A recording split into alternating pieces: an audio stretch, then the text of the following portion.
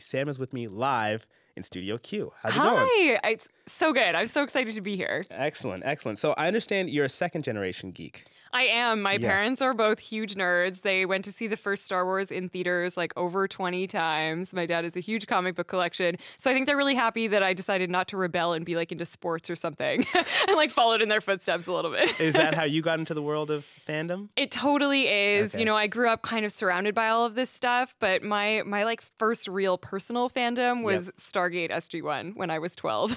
Which is really hilarious to admit. But it's true. I was really into it. It had a female character in it named Sam Carter, who was not only like a military, like tough chick, but she was also an astrophysicist. And I was like, whoa, you can be like tough and super smart and also go into space? Like, this is everything. So that just, I was hooked. And what did that early fandom look like? Something like this excitement you just shared here? Yeah, totally. I'm always like super excited about this stuff. But for me, it was kind of, I'm showing my age here, but it was like the early days of the internet and like forums and fan fiction. I was really big into fan Those fiction. Beautiful, naive early days. Oh yeah, good times, good times. So, but I mean, fandom is still really similar to that now, except there's a lot more of it. It's very prolific on the internet now.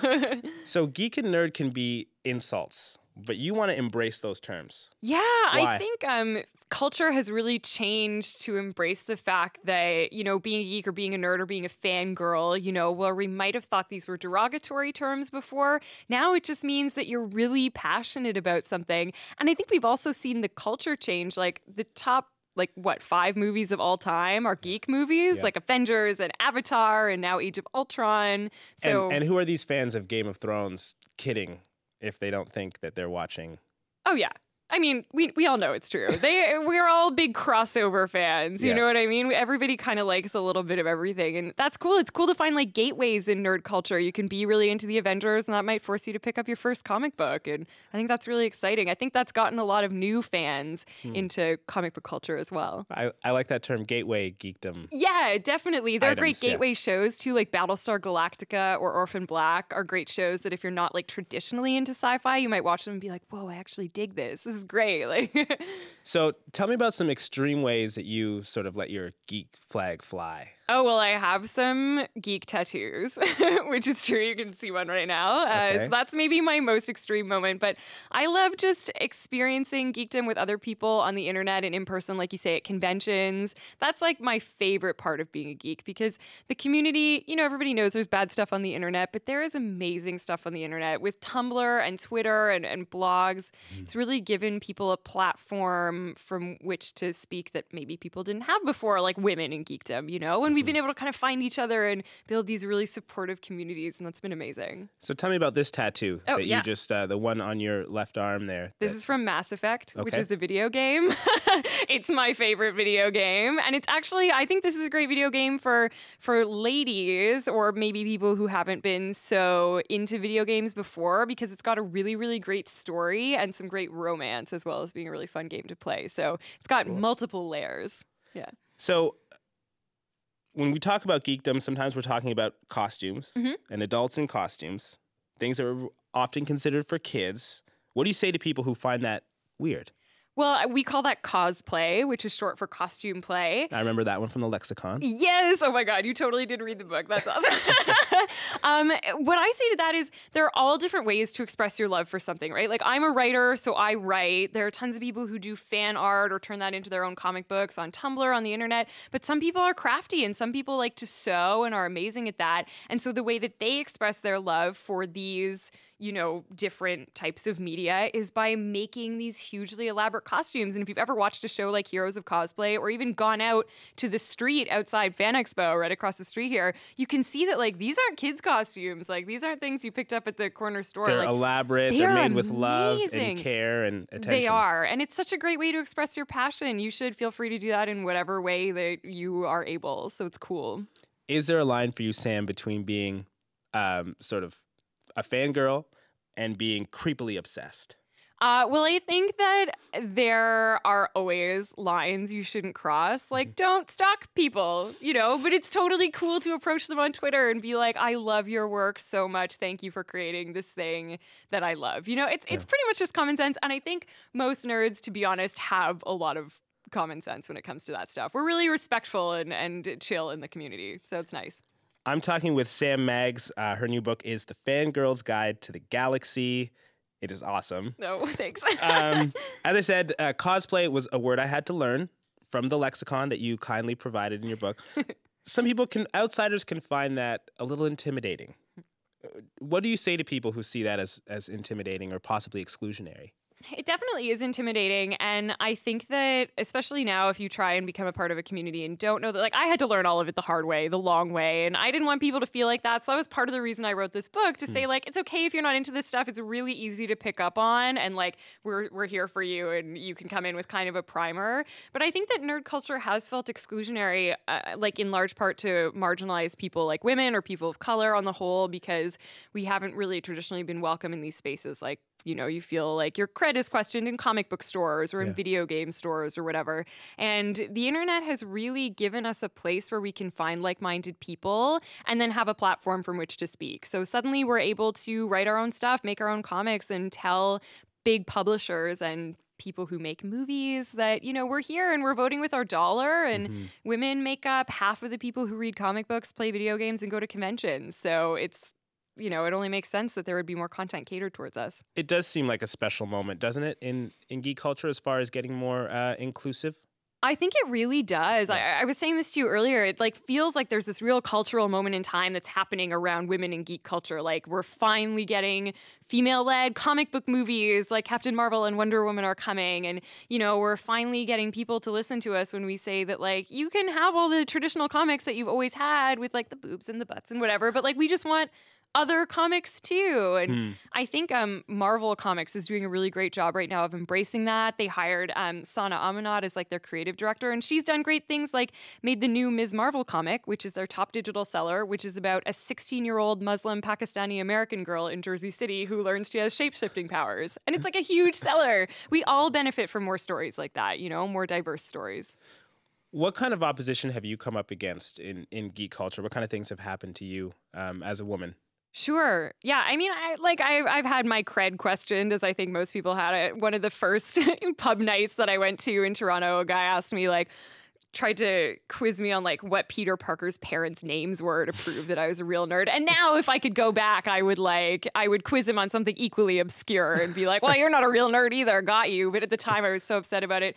But, you know, I mean, obviously, as long as there's been an internet and women have gotten a pretty hard time on the internet for expressing their feelings about things. And I kind of cover that in the book, you know, how to deal with trolls and online harassment and how to stay safe and stuff. But for all that there are really horrible things that happen online, I think in large part the love and the friendship and the community far outweighs that. And it also really helps you deal with it, because there are tons of other people who have been through the same things that you are and are going through and, you know, want to help you deal with it. So I love your description of the trolls in the book and the different types of internet trolls. It's true. They're not all homogenous. They are very different types of trolls. There are the grammar trolls and there are like the actually dangerous trolls. So it's important to know who you're dealing with. The grammar trolls are the ones that everyone hates. Oh, yeah. Like blanket hates. Yeah. It's Twitter. It's fine.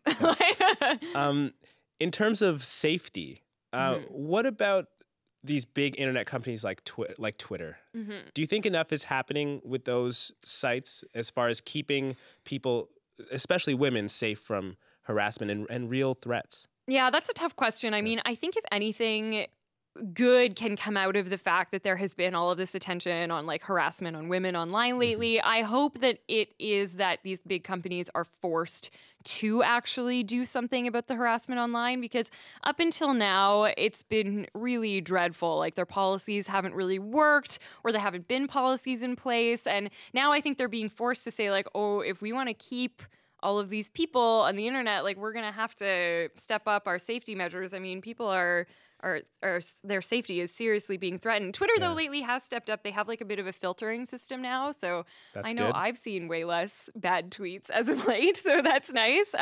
But I think we're moving in the right direction anyways. Excellent. And what advice do you have for young women who might want to be thinking about getting deeper into fan culture? I say go for it. I mean, that was kind of my goal with the book. I just wanted to say, be yourself, like what you like, be into the things that you're into, because if you pretend to be someone else or like different things, you're just going to be miserable. And if the people around you don't like it, don't worry about it, because there are a million other people out there who have the same interests as you and are going to think that you're amazing. So go for it, you know? And there's a huge accepting community out there. And what's better than being super passionate about something that you love? Like, you get to be excited and stoked about stuff all the time. It feels great. You should totally get into it. And it's not exclusionary. There are people out there ready to welcome you into the nerd fold. Your book is super encouraging in that respect, as I'm sure everyone's getting a sense of through how you're talking. And there's also, though, an important section there about criticism and understanding the types of things that are going on and the type of misogyny and the way patriarchy plays out also in their culture. How important was it to you to include that analysis? Hugely important. Actually, that was one of the parts that I really fought for to keep in the book, because I think it's really important to remember that you can criticize something and still like it. You know, something can be problematic, but you can still enjoy consuming it. Because if we hated everything that, you know, had a misogynist example of a woman in it, we would hate everything. Like, we wouldn't be able to like anything. So it's really important to remember that you can like things that are problematic. You just have to be conscious of what you're consuming and be able to look at it and say, wow, I really like Twilight, but I can see how that relationship is an example of an abusive relationship. Or I can see how, like, maybe she's not a great role model, but I still super love reading it and I loved all of those movies or whatever. You know, you can still say that as long as you're a conscious and critical consumer. And, you know, you learn about things like the Bechdel test, right? Where a movie should have two named women who speak to each other about something other than a man. You know, it's important to be aware of things like this in the media that you're consuming, because the more we're aware of it and the more we talk about it, the more we encourage companies to create inclusive and better media, because that's all it is. It discourages lazy writing. You know, it's much better. You don't have to kill a female character to motivate your male character. You don't have to. You can come up with a different reason to motivate your male character. His mom doesn't have to die. So, you know, everything gets better. It's great how that social pressure works, just as you said, on writers and on creators, and makes them understand that their audience is wise. Right? Definitely, absolutely. And again, I think that's been such a huge import with social media, you know, being able to directly at Marvel and be like, we didn't like X, you know, or alternately, it's also really important to tell them what you do like and what is working. It's really important to be like, Squirrel Girl is the best comic ever. Make more of that. We're going to buy it. We love it. You know, shout that stuff out, because as important as it is to criticize things, it's also important to call out the things that you think are doing a really good job of it, because I bet those creators get kind of a hard time sometimes. So tell them that you love it, because it makes a big difference.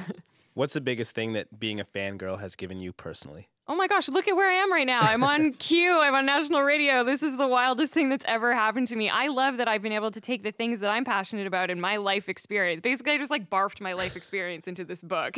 That's all it was. So I feel so fortunate that I have been able to take my experience and all the things that I've learned and all the people that I've met and, you know, all of these things and put it into something that I wish I had when I was 15. So I hope that I'm able to help some other people, and I just feel so fortunate to be able to do this for a living and talk to other people about the stuff that I love. Like, how cool is that? I think there's nothing better than being able to barf your life experience for a living. Yeah, exactly. You know? You're a singer. You kind of do that too. That's exactly what I do. Yeah, it's good. That's my new great bio. Visual. That's my new bio. It's really solid. I'm glad I went in that direction today. Good. Thank you so much. That's Sam Maggs. Her book is The Fangirl's Guide to the Galaxy.